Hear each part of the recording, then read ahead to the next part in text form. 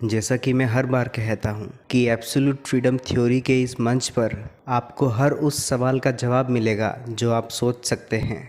इसी बात को ध्यान में रखते हुए आज का जो वीडियो है वो इच्छा शक्ति पर है। हमारी इच्छाओं में कितनी शक्ति है, या यूँ कह दो कि हमारे दिमाग में कितनी शक्ति है। मेरा एक मित्र जिसे पता है कि मैंने इस मंच की शुरुआत करी है, उसने मेरे सामने एक बहुत ही अजीब व गरीब पहेली रखी और वो चाहता था कि मैं उस पहेली को अपने इस सिद्धांत से समझा कर दिखाऊं। मेरे उस मित्र ने मुझे तांत्रिक क्रियाओं के बारे में एक बात बताई। मुझे एक महिला के बारे में बताया जो कि बहुत बीमार थी, अंदर से ज़्यादातर शरीर सड़ चुका था। कई सारे हॉस्पिटल्स और डॉक्टर्स को दिखाने के बाद भी उस महिला का इलाज नहीं हो पाया और थक हार कर उस महिला का परिवार उसे एक तांत्रिक के पास ले गया, जहां पर उस तांत्रिक ने बताया कि उस महिला के शरीर में पिछले 35 साल से एक आत्मा निवास करती है।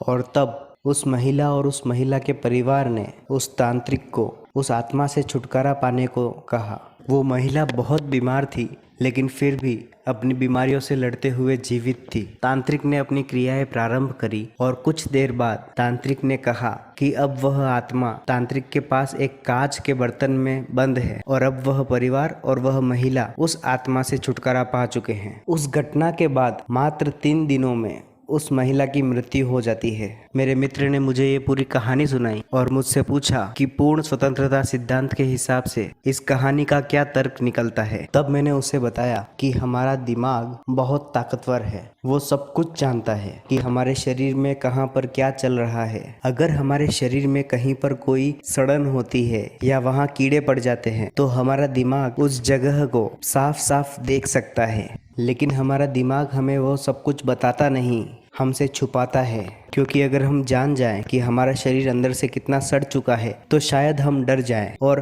हिम्मत हार जाएं, जीने की उम्मीद तक छोड़ सकते हैं। और कहते हैं कि दुनिया की सबसे बड़ी फार्मेसी अगर कहीं है तो वो हमारा दिमाग है। हर चीज़ का इलाज हमारा दिमाग करना जानता है, लेकिन उसके लिए हमारी इच्छा शक्ति प्रबल होनी चाहिए। भले ही उस महिला का शरीर अंदर से सड़ चुका था और उसके दिमाग को पता भी था, लेकिन फिर भी उसके दिमाग ने खुद ही से उसकी बीमारी छुपाई, क्योंकि जीने की इच्छा से प्रबल और कोई इच्छा नहीं होती।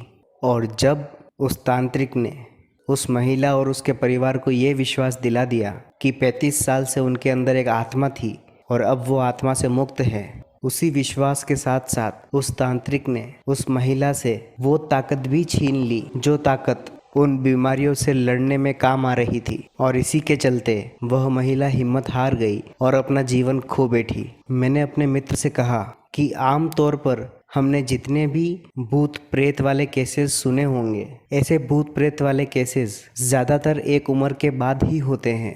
हमने शायद ही कभी ऐसा सुना होगा कि बच्चों के ऊपर भूत प्रेत का साया है, और अगर कभी बच्चों पर भी भूत प्रेत का साया आपने सुना है तो शायद वो बच्चा पहले से ही किसी तनाव को या किसी परेशानी को झेल चुका होगा।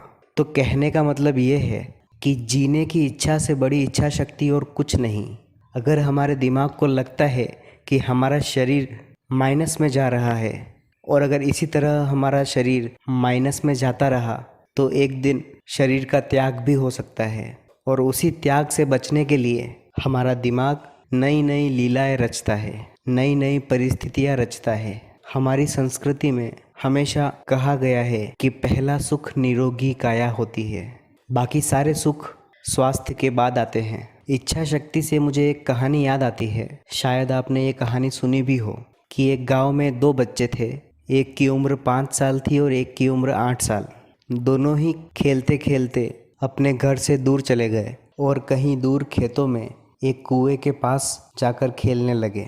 उनमें से जो 8 साल का बच्चा था वो कुएं में गिर गया। वहाँ पर उन दोनों के अलावा और कोई नहीं था, लेकिन किसी तरह वह बच गया और वो दोनों बच्चे वापस अपने घर की तरफ आते हैं और पूरी कहानी बताते हैं कि 8 साल का बच्चा जब कुएं में गिर गया तो 5 साल के बच्चे ने रस्सी डाली और उसे कुएं से बाहर खींच लिया। गांव का कोई भी व्यक्ति ये मानने को तैयार नहीं था कि 5 साल के बच्चे में इतनी ताकत थी कि वह 8 साल के बच्चे को कुएं से बाहर खींच सके। किसी भी व्यक्ति ने उनका विश्वास नहीं किया। सभी लोगों ने समझा कि वे दोनों मजाक कर रहे हैं। दोनों बच्चे बार बार बोलते रहे कि हमारे साथ ये घटना हुई है और 5 साल के बच्चे ने 8 साल के बच्चे को बाहर निकाला है, लेकिन किसी ने उनका विश्वास नहीं किया। तभी उस गांव में एक बूढ़े व्यक्ति ने उनकी बात सुनी और वो बूढ़ा व्यक्ति सभी गांव वालों को बोलता है कि उसे उन बच्चों पर विश्वास है। सभी लोग उस बूढ़े व्यक्ति की तरफ देखने लगे और वो फिर से बोला कि मुझे विश्वास है कि ये दोनों बच्चे सच बोल रहे हैं। उस 5 साल के बच्चे ने 8 साल के बच्चे को सिर्फ इसी वजह से बाहर निकाल दिया क्योंकि उसके आसपास ऐसा कोई व्यक्ति नहीं था जो उसे ये बता सके कि तू ये काम नहीं कर सकता। उस बच्चे की इच्छा शक्ति ने उससे ये काम करवाया। मेरे मित्र को जब उसकी कहानी के बदले में ये सब तर्क बताया तो उसे देखकर लगा कि उसे मेरी बातों पर विश्वास हुआ है। आशा करता हूँ कि आप सब ने भी इस मंच के द्वारा कुछ ना कुछ नया सुना ही होगा।